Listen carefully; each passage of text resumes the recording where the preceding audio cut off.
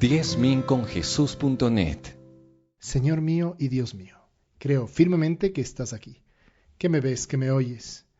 Te adoro con profunda reverencia. Te pido perdón de mis pecados y gracia para hacer con fruto este rato de oración.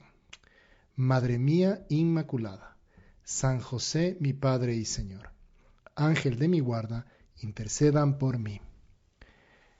El Evangelio de este martes del tiempo ordinario de la primera semana nos habla del inicio del Evangelio de San Marcos, cuando Jesús va a Cafarnaúm un día sábado y entra a la sinagoga y empieza a enseñar. Es interesante fijarse a Jesús en la cantidad de sinagogas distintas a las que entra. Sabemos que estuvo en la sinagoga de Nazaret, estuvo en la sinagoga de Cafarnaúm y de distintos pueblos, aldeas, en donde ya se reunían todos para escuchar la palabra de Dios. Y la dinámica dentro de estas sinagogas era leer una parte del Antiguo Testamento y luego comentarla. Y eso es lo que hacía el Señor. Y dice San Marcos que todos estaban asombrados de su enseñanza porque les enseñaba como quien tiene autoridad y no como los escribas que tenían otra forma de enseñar. Sin embargo, ese día en la sinagoga había un hombre poseído de un espíritu inmundo que comenzó a gritar: «Sé quién eres, Jesús Nazareno. Has venido para acabar con nosotros. Sé quién eres, el Santo de Dios. Cállate y sal de ese hombre». Y el espíritu lo sacudió violentamente y dando un gran alarido salió. Y dice que su fama se iba extendiendo por todas partes en la región de Galilea, que es donde queda Cafarnaúm. Hace tiempos leí un texto de San Jerónimo que más o menos explicaba esto y que decía que estaba precisamente en la sinagoga un hombre que tenía ese espíritu inmundo. Y ese espíritu no podía soportar la presencia de Dios. Se trataba de un espíritu impuro que había llevado a todos los hombres a la idolatría. ¿Y qué acuerdo había entre Cristo y Satanás? Cristo y Satanás no pueden estar de acuerdo el uno con el otro, dice San Jerónimo, y se puso a gritar: «¿Qué quieres con nosotros?». Y el que así exclama es un individuo que habla en nombre de muchas personas, que eso da a entender esa conciencia de ser vencido por los suyos. Has venido a acabar con nosotros, Jesús de Nazaret.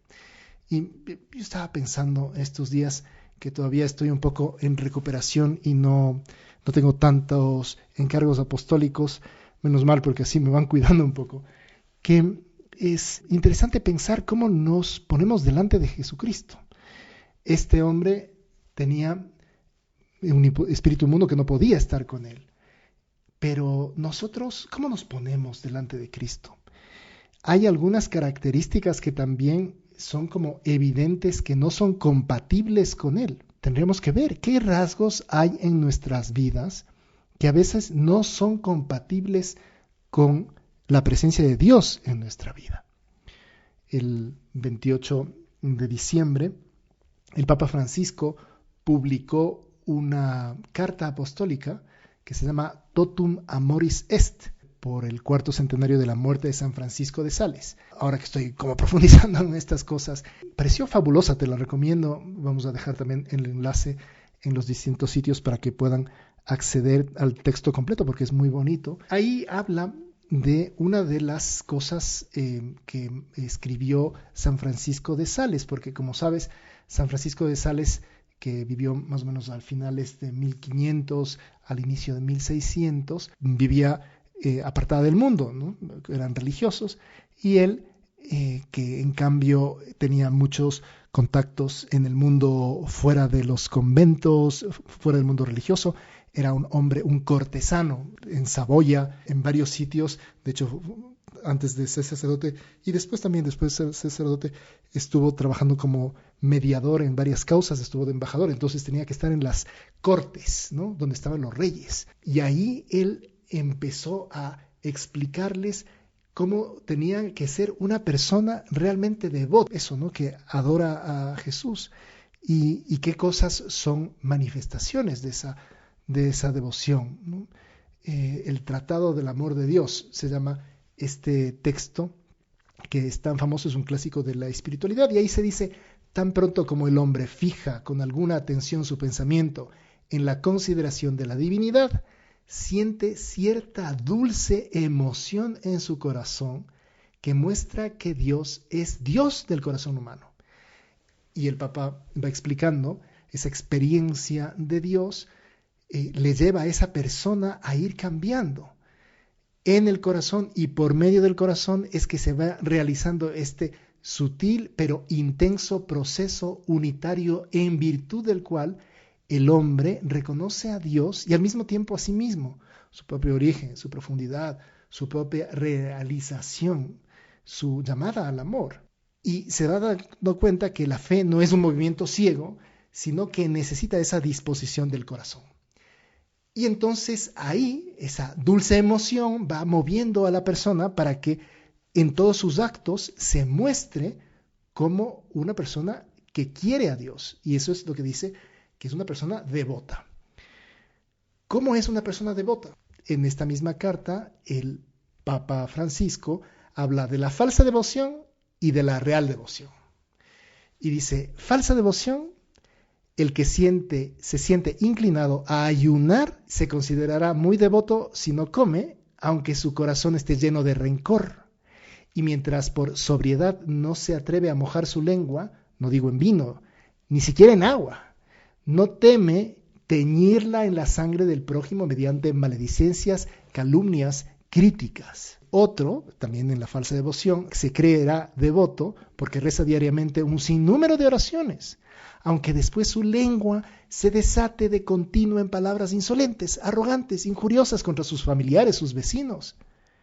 Y más aún, dice, otro abrirá su bolsa de buena gana para distribuir limosnas entre los pobres, pero no es capaz de sacar con dulzura de su corazón perdonar a sus enemigos. Y aquel perdonará a sus enemigos, pero no salda las deudas y no es apremiado por la justicia.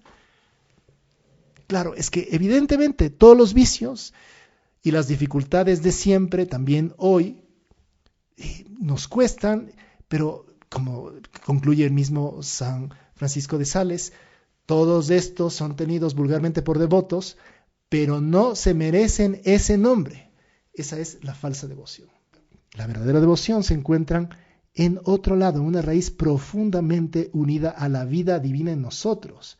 La devoción viva y verdadera presupone el amor de Dios.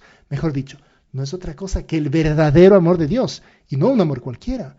Por lo tanto, en su ferviente imaginación, la devoción no es más que un resumen, una agilidad, una viveza espiritual, por cuyo medio la caridad actúa en nosotros y actuamos en ella con prontitud y alegría. Y por eso se coloca siempre en la caridad. O sea, se puede decir que entre la caridad y la devoción no existe mayor diferencia que entre la llama y el fuego, siendo la caridad fuego espiritual. Cuando está bien inflamada se llama devoción. Con lo cual, ¿cuáles son los verdaderamente devotos? Pues los que viven la caridad, los que no hablan mal del prójimo, los que se esfuerzan por hacer el bien y no están nunca reclamando, no son negativos. Señor Jesús, queremos ser verdaderamente devotos, gente que vive esta caridad, que te encuentra, que tiene ese dulce sobresalto de ir buscando qué cosas tenemos que quitar, no corregir con dureza o con ira, hacer que nuestras cosas malas vayan desapareciendo a base de confesión, a base de darnos cuenta, ¿no? Nunca hablar mal de nadie, siempre salvar la intención, intentar rezar y no pensar en las cosas negativas del resto. Señor, ayúdanos, porque igual que Jesucristo no podía estar donde estaba Satanás, que en esa sinagoga en Cafarnaúm no podía estar con un espíritu negativo, en nuestros corazones tampoco puede vivir odios, resentimientos, rencores, porque ahí Jesús no está. Y si no está, no hay verdadera devoción. Y podrás escuchar miles de estos audios y podrás rezar miles de rosarios, pero si en tu corazón anidan la incomprensión, la ira, el desagrado, la calumnia, el resentimiento, entonces vamos mal. Señor Jesús, hoy acudimos a ti para pedirte en esta primera semana del tiempo ordinario que nos ayudes a ser verdaderamente devotos, que vivamos la verdadera virtud, intentando quitar de nuestro corazón todo eso que no te gusta. Te doy gracias, Dios mío, por los buenos propósitos, afectos e inspiraciones que me has comunicado en esta meditación. Te pido ayuda para ponerlos por obra. Madre mía Inmaculada, ayúdame a limpiar mi corazón. San José, mi Padre y Señor, Ángel de mi guarda, intercedan por mí.